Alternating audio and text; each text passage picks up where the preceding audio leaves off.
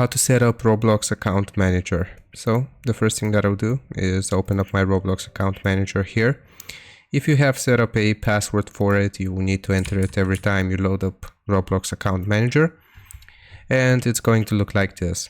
Now I'll show you how we can begin starting from complete scratch. So it's going to be completely empty here without this. Now the first thing that we'll need to do is add the accounts that we want to use with Roblox Account Manager. So click on add account here at the bottom, and it's going to load up a login page for Roblox. And I'm just going to log in with one of my accounts here. And as soon as I log into this account, it will detect it and it will be added here under usernames. Now you can do this for as many accounts as you want. And then the next step and the next thing that we'll need to do is select a place ID. So which game are we actually going to play?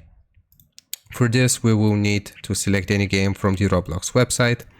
For example, Pet Simulator, and every single game is going to have a unique code right here in the URL bar.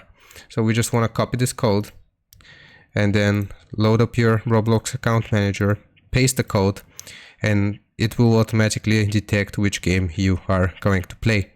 And here, if you have logged into all of your accounts, you can hide usernames if you want to act like this. And if you have logged into all of your accounts, then you can just click on join server, and this will begin joining with every single account that you have, and it will begin playing this game for you. You also have the gear icon here for extra settings if you need any of those, but I have not personally messed with those, and I've just left them at default. So that's how you do it. I hope this helps. Leave a like and sub. I'll see you next time.